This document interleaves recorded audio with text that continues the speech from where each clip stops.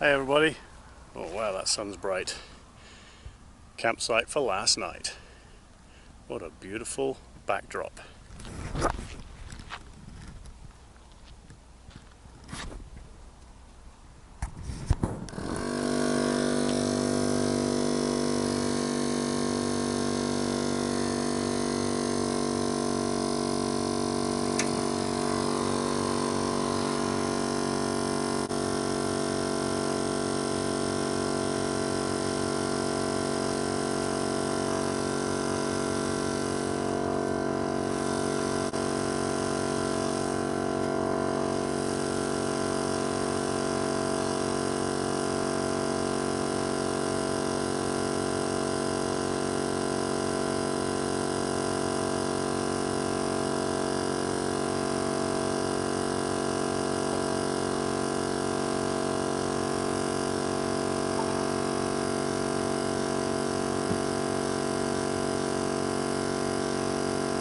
What tires are we running on the truck? Stock tires, just the Hankooks.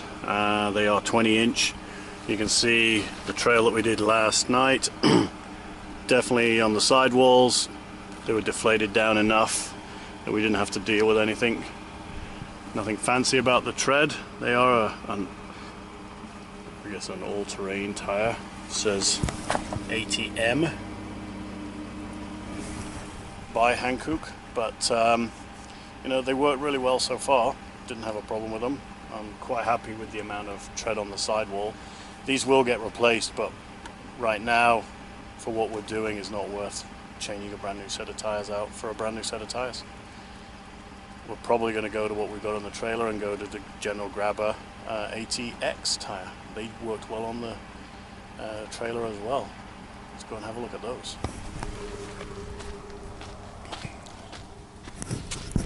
So these are the Grabber tires. I run a bearing buddy system on the axle just to keep it lubed. And again, you know, this rock, as we saw yesterday, definitely can cause punctures, but there's a lot more sidewall protection on these Grabbers than there are on the Hankooks. But the trailer needed tires, and that's what we ended up getting. And I think it's not really a valid test on the trailer because the trailer hardly gets used, but they have not faltered whatsoever. Running 35 psi in the trailer, I'm running 36 in the truck.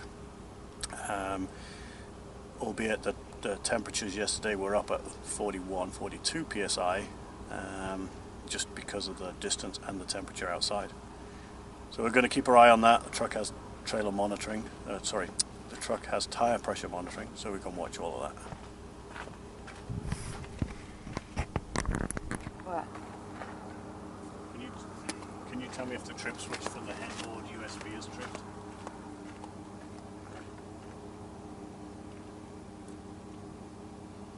Yeah. Flip it back on? No. Yeah, okay. First time I've tried this with the trailer, they popped the circuit breaker. At least we know it works.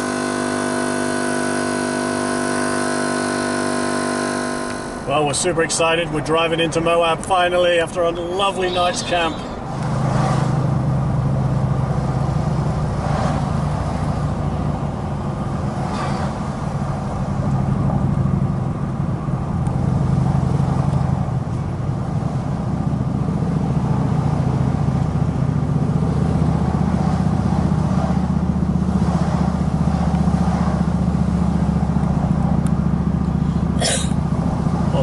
Quaint little place. That's what it said. A lot of like little shops. Reminds me of, was it Nelson, where all the little boutiques are and outfitters and stuff like that. And we could buy T-shirts and jewelry and just knickknacks stuff. The land of the ATV on the highway.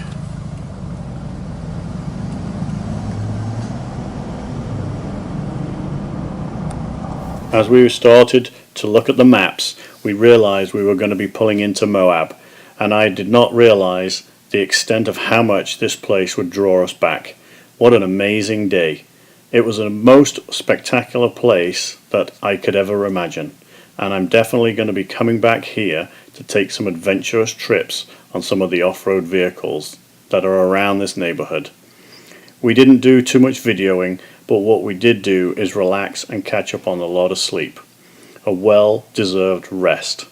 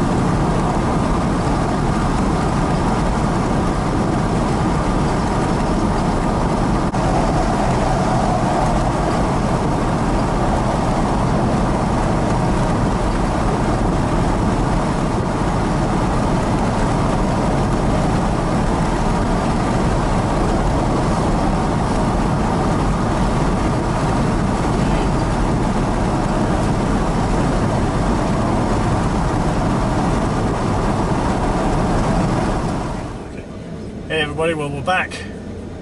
Sort of a very lazy day yesterday. We were in Moab.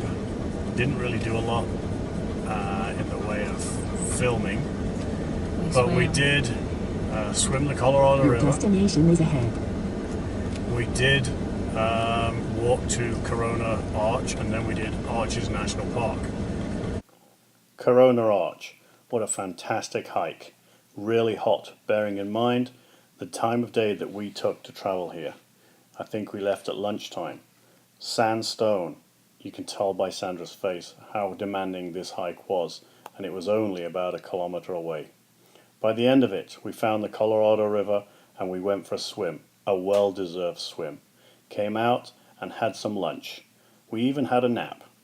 On the exit out of here, we came across some ancient hieroglyphics set in the glaze of the rock. As we were talking to a gentleman nearby, he was telling us how the glaciers and the world collided around here, leaving this black area for them to ride in. Arches National Park. What an unbelievable place. Again, justice does not do this any favors. You've got to spend the day in each national park, and we did not have the time to do so. All the shapes, the sizes, the wind that has blown right through this sandstone, leaving these remarkable shapes, feats of balance and holes in the rock, just like threading a needle. I would come back here again, and Sandra is dying to come back. Unbelievable place, spectacular scenery, and sunsets to really belittle. At the end of our trip, we came back to the start point and we found the car park. It was Canada Day, and to everybody there, cheers, happy Canada Day. I totally forgot to turn the video on, but today we are going in.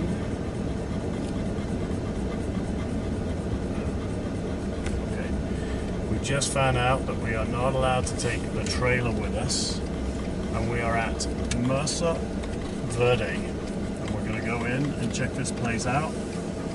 And we're just going to offload Oasis 1, which will be the first time we've unloaded her or offloaded her since Thursday. We're going to make sure she's safe.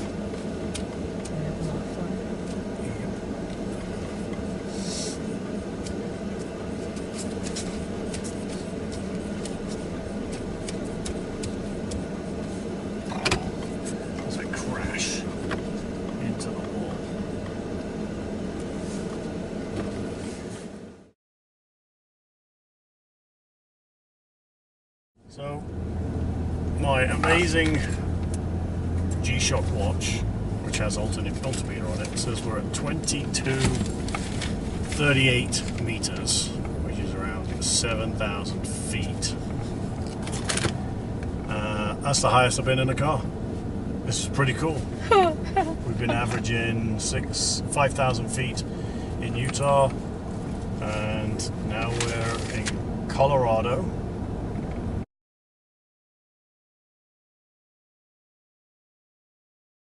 We have not been able to take any pictures of any of the states because we see them as we drive by them, which has been a little bit shocking for us. They just show up out of the blue. So we just wanted to try and get at least a few. But anyway, we are now at Colorado, Mesa Verde. Our aim today is to get to the sand dunes. And we were at the Arches yesterday, and we paid $30 with the visitor center closed. So we turned up here and we actually said to them, do you honor pre-purchases from another state park, and can we put it towards an annual pass? Because this is $30. Sorry, Arches was $30. How much was this one? Did you remember?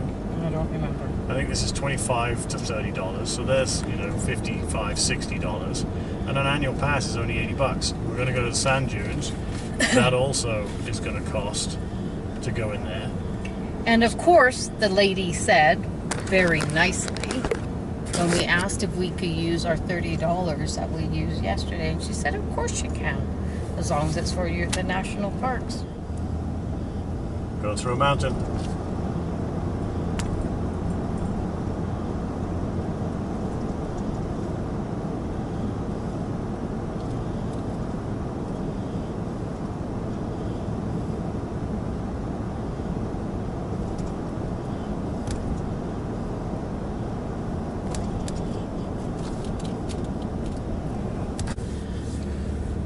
So yes, we put our $30 towards this pass.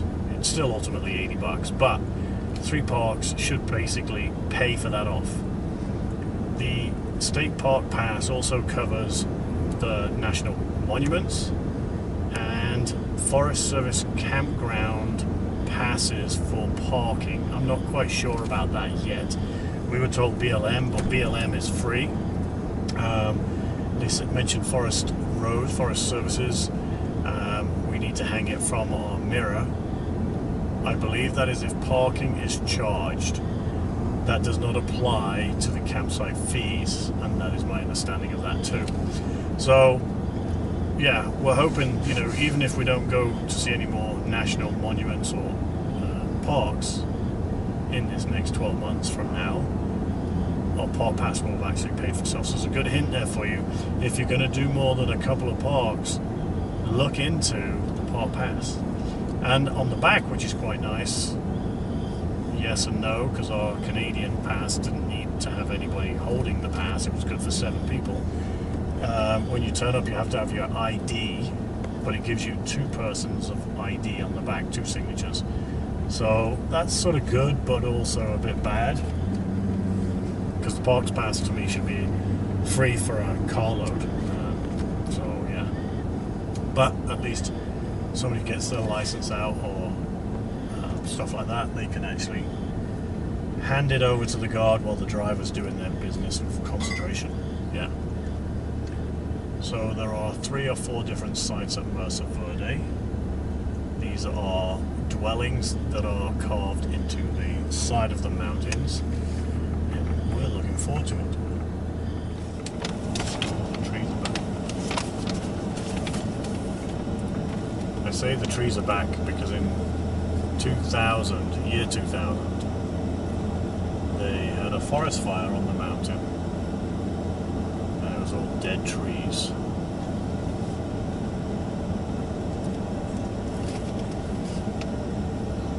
And now we've got trees again.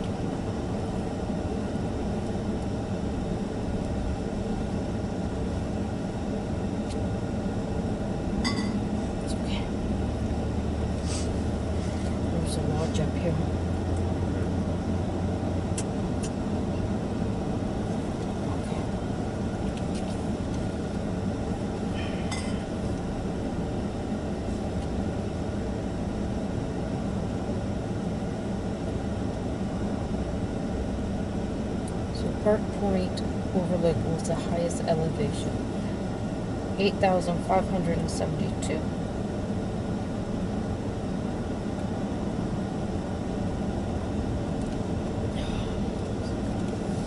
This is a very, very windy road, but the view is absolutely spectacular. From being dusty, barren roads, dry, hot, to we're still with sagebrush and different things like that, but it's very green up here. It's very hilly, windy. Bella is not a lover of all these fancy hairpin turns. Now we have a UPS vehicle passing us, quite comical. And then on the way up to here, there was a Cisco truck that was pulled over because there's a lodge at the very end of this wonderful winding road. And then what goes up, we have to come down it. Apparently this drive is a 20-mile drive. We just passed mile marker 13. We're looking at the Chaplin fire now. I missed the date. I want to say 84, but I'm probably going to be wrong. But these trees here, you can see some remnants of burning from that fire. Yes.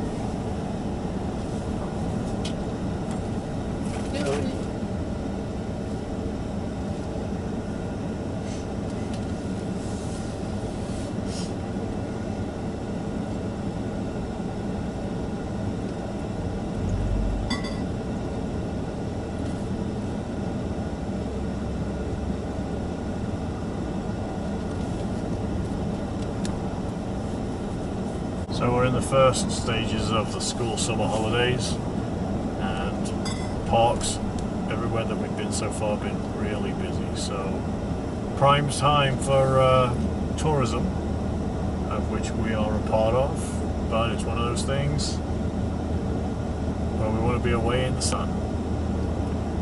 Currently 30 degrees again. Yesterday, Moab on the weather app said 38. We consistently saw 32. So it's a dry heat, something that we're not used to. So yeah, it's beautiful though.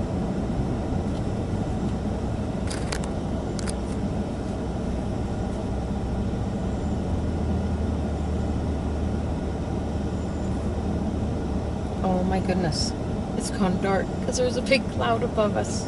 First ever cloud.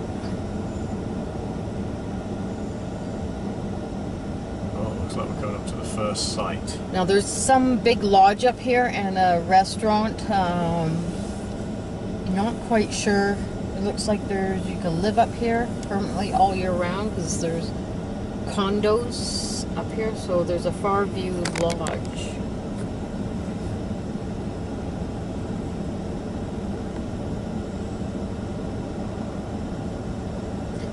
Looks like a little community within the park.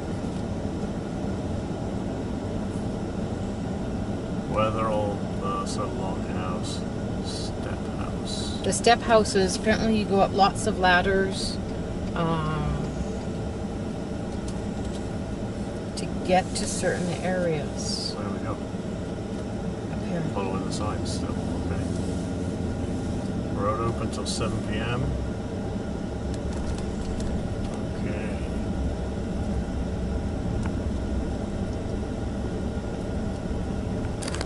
So we're looking forward to seeing some ancient civilization.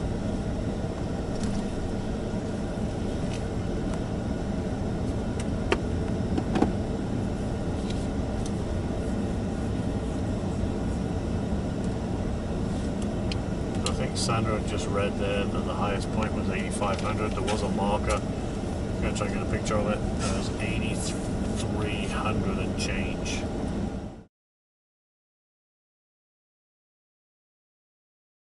Definitely the highest I've been in a vehicle. Pretty cool. definitely the highest I've ever been, other than in a plane.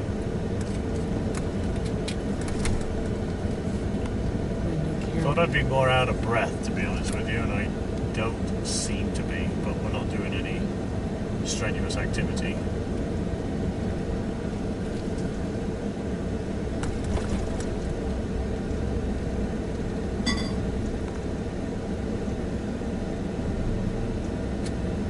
The area we're traveling. 2002, they had a huge wildfire up here called the Long Mesa fire. It's I can't even see the end of it. It's just going on and on and on. It's pretty bad, especially with the heat. I'm sure it does not take long. Right now we're at 31 degrees. It wouldn't take long for anything for this type of disaster to take over. There's not even the trees are starting to grow back. It's been 2002. 16 years. 16 years. And then way in the distance you get lush, lavish green trees again. So full kudos to the hot shots. The hot shots up here. We've seen them quite a few in Utah, getting ready to go up into the forest areas. Yeah, hats off to you hot shots and your firefighters for the wildfires. Yeah, can't say, words can't describe what they do. So we can enjoy the beautiful lands of, whether it be camping or just visiting. They go through so much with their own lives and everything else for us to enjoy. So, hey, which way? Cliff, balcony, Mesa top loop, museum, or spruce tree house? Spruce tree house, I guess. Okay.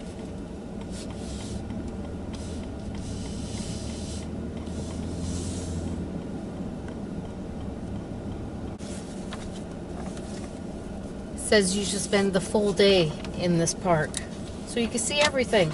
Well, we only have a few hours, so we probably won't get to everything. We will have to come back.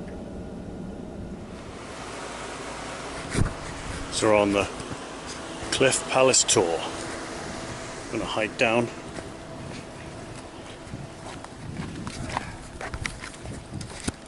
And see what this is all about.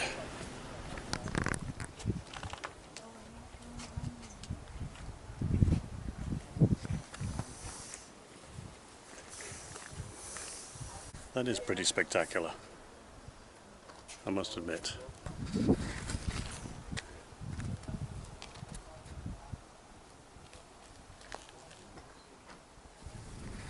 We'd have to beg the question of what did actually happen to the civilization. All around this area and along the cliff top were these plateaus, and underneath of the plateaus were these dwellings. Unbelievable. As the statement says, to survive here, everyone young and old labored hard in all seasons. Again, behind us, a plateau with more accommodations, windows in the rocks with more buildings and facilities to live in. We even came across a turkey vulture. Mesa Verde. Verdict? Thumbs up. Downside to what we've done is not enough time. We haven't really allocated a lot of time for this whole thing.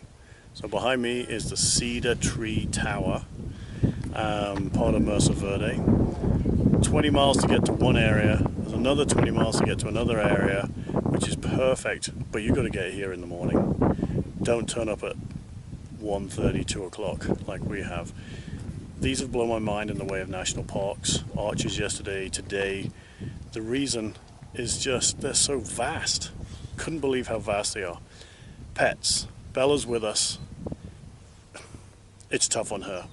One thing I've learned here is I can lock my truck, leave the ignition on, the AC's running.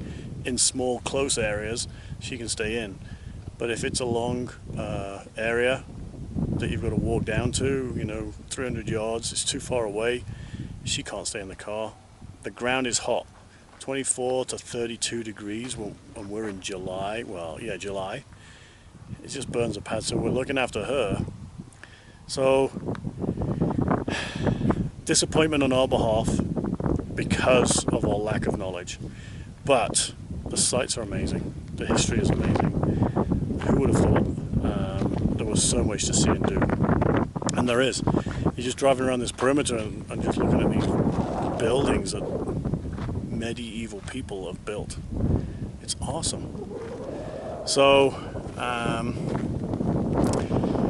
we're coming back. There's a lot to see. And we didn't even do the Fairview one. We started and then we stopped. And the reason why is because we wouldn't have enough time. And we want to get to the sand dunes today.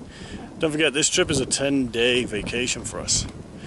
But the insight here is we're coming back for a lot longer, 3 weeks, even to the point of dropping everything and, you know, let's go sightsee. Push out a few hours a day and go see what's around there. But there's a lot more to come. Stay tuned. We arrived in Pagosa Springs. After talking to some locals, they directed us to the river where the natural hot springs flowed. It's very commercialized, a lot of hotels on the sides of the bank, but we found a spot where all the locals hang out. A nice pool with really nice hot water from the sulfur springs. And remnants from the minerals that are coming up through the ground is this mineral mountain. So morning everybody, it's 9:15 on Tuesday morning. We had a little bit of excitement last night. We got to the Pagosa Springs town, found out that they had natural hot springs in there, found a natural hot spring right in the river, which was fantastic. And we relaxed. And we decided, as it was getting late, that we would just actually go out for dinner. From there, we decided we're going to stop at a Walmart because we didn't really know what these forest service accesses are here.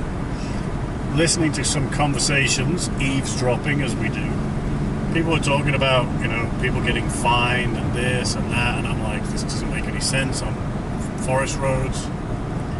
So we just became a little bit wiser to our judgment and said, you know what, let's stay local. So we did that, and at 12 we went to Walmart. We camped in Walmart. Luckily it's just, you know, open the door, climb in, go to bed. 12:30 we get a bang on the door telling us that the campers are not allowed to stay in Walmart in Pagosa Springs. You will get a ticket, you could get towed, and the police will be here. We're like, oh man. So we got up and we moved and we found 2 semi-trucks and we pulled in next to them. You know, a little bit fearful all night, but slept all night. But before we went to bed again, we just sat and watched, because there was 2 other trailers in the car park. We just watched to see what they were going to do. Of course, being startled like that, the guys trying to tell us where we could go. I don't know where we could go because I couldn't remember. And we pulled in by these semi-trucks. We watched. One truck went one way, one truck was just about to leave, and this pickup truck arrived, and it was the local sheriff. And he was just warning this one trailer who was packing up that you couldn't stay there, I'm guessing, because we weren't in earshot. So it was literally 10 minutes as we'd moved out that the sheriff had come in. So Walmart staff, thank you for letting us know. Unfortunately, there were not very many signs to tell us that you couldn't park there. And it was a standalone Walmart. Only one little sign, as we found out this morning. But it's very hard to find the little sign, as I was instructed this morning. By the Walmart staff. So anyway, we woke up, we got going, and we're on our way to the Great Sand Dunes in Colorado today. The views that you're seeing right now, we've got an 8-mile climb up a mountain road, and again, spectacular. We are currently climbing, we're at 27.5 meters, 2,763 meters above sea level, which works out to, I'm sure it's getting close to 8,000 feet. How is Fred doing? All gauges are A-OK. We do need water today. Oasis, we're down to about a third of her water, so we need to refill. And yeah, sand dunes, and then make our way up to Bona Vista. There is a fire that's east of the Great Sand Dunes, but we were just asking some construction guys because we don't quite know where this road sign telling us there was a road closure is, and they said everybody's being guided up towards and around through Bona Vista. So could be a busy drive today, but we're estimated to get to the Great Sand Dunes by 11 o'clock. So we're hoping to have some great mountain shots with some sand dunes in the forefront.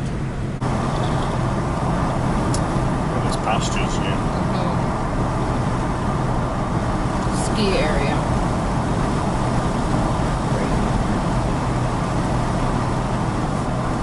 6% grade.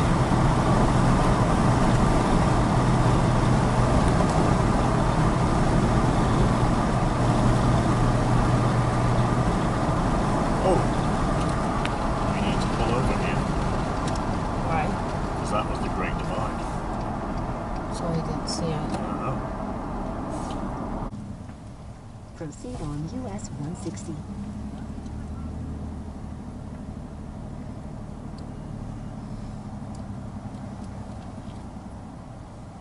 And then you take 10,000, take a picture of the summit. Well, my math was wrong. We're at 10,000 feet.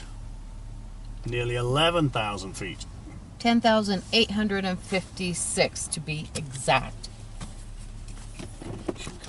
Didn't expect to be seeing this right so soon. I thought it'd be more northern in Colorado, but the Great Divide.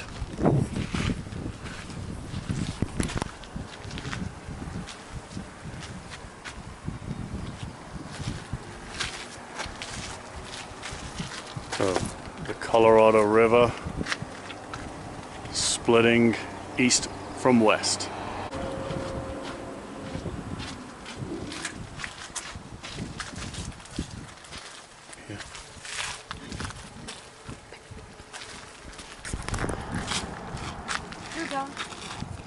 So Sandra's straddled the Great Divide. You got this brass metal strip, east to west. Runs to the Pacific or to New Mexico. Which way's she gonna go? So cool. Definitely the highest I've ever been, especially with the vehicle. And I'm old, not so healthy, and I can feel it in my chest when I'm walking. You can definitely feel the lack of oxygen or the thinning of the air. Heaving of the chest, and I'm not even doing any hiking, I'm just walking.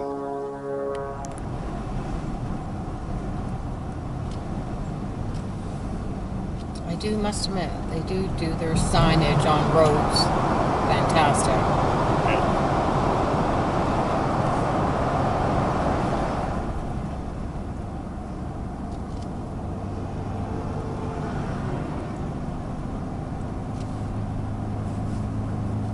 Camera out. Gotta get your camera out to have a look at all that.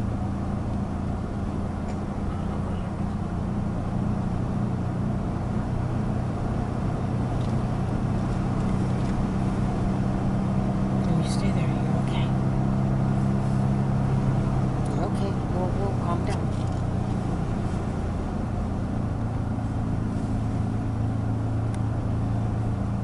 Gotcha. Go around it. Look.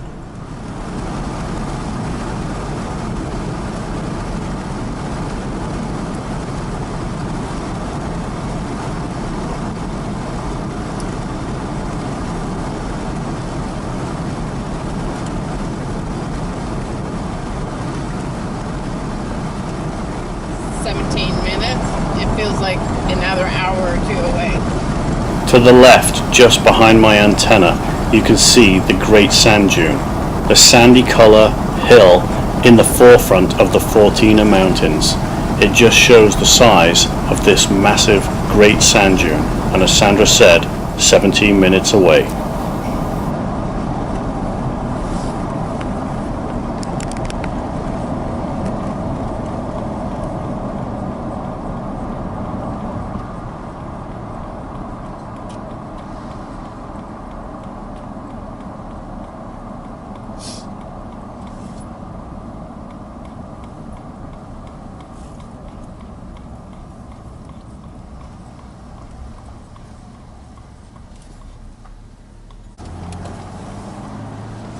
Oh, can we use our pass here? Yeah. ID. Look at this little cutie patootie. He don't wave it back. He don't believe it. He doesn't get it. Don't get the teardrop of life.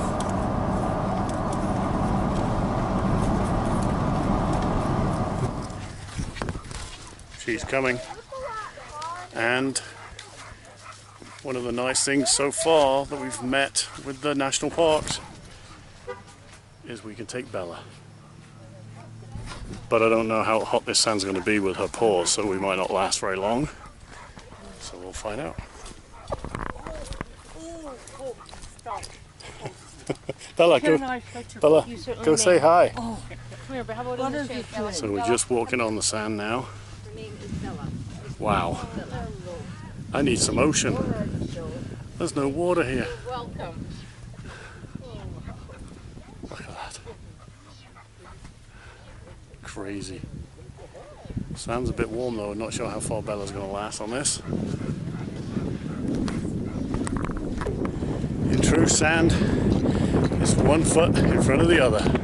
Sink and progress. But the hardest thing is You're breathing. breathing, because we're still at 7,500 feet.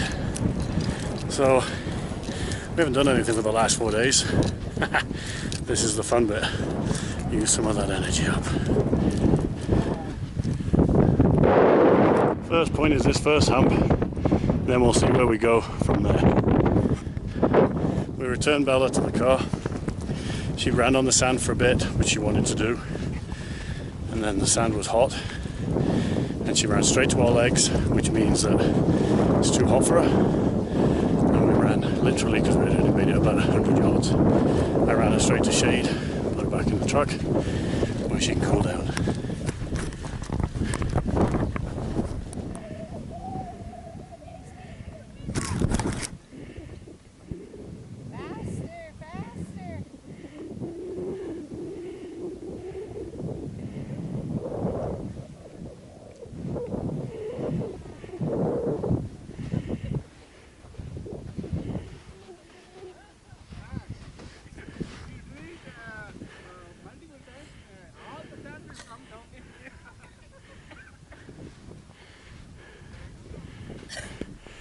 She's not lying. What's that? I said she's not lying. How is it? Oh my freaking lordy. Why are you out of breath? Look where we came from. Way down there. It's a dry. half a mile. Yeah, it's hot out. And you sink in the sand so you take a step and you go backwards. And What can sorry. I say? His lungs are really healthy. No, they're not. Mine are quite not still. Never ever will be again. So there you go. You Want a picture together? I would love Take that. it this. I'm going to try running down there without falling down. And not me.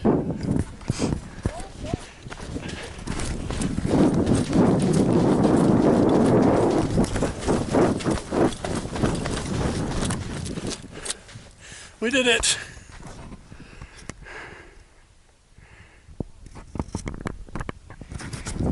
This stuff is so fine. I meant,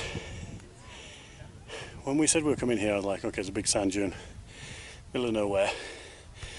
And I was sort of saying to Sandra, when you, at the beach, if you go down, 6 inches, 8 inches, it's wet sand, because there's obviously water there, we get that. But even if you go to the dunes, you find moisture. There is no moisture in here. And it is just so, it's awesome sand. It's like the sand that should be on the Vancouver beaches, but it's not. It is beautiful. Well worth the trip, just to see it in the middle of nowhere. And look at the backdrop. You got the Colorado mountains, 14ers, I'm sure, 12 plus foot high mountains. It's crazy. So what do you think? Awesome. Fantastic. Awesome. I'm glad there was a cloud over to keep the rays off us, but Andy wasn't happy because it's not doing great for the solar panel, but It'll come back oh up. well. Sucks to be the solar panel at the moment. I'm going to keep on walking. Andy could talk. Bye-bye. I've got nothing else to say. It's awesome. In the middle of nowhere. You got to come out here and check it out. The Great Sand Dunes in Colorado. Literally in the middle of nowhere. You're driving and driving and the road never ends. Keeps on going. So after our great hike, 2 kilometers up the sand dune, we departed. We left some great memories here for the lack of water but the phenomenal sand. Come and join us as we head to Buena Vista.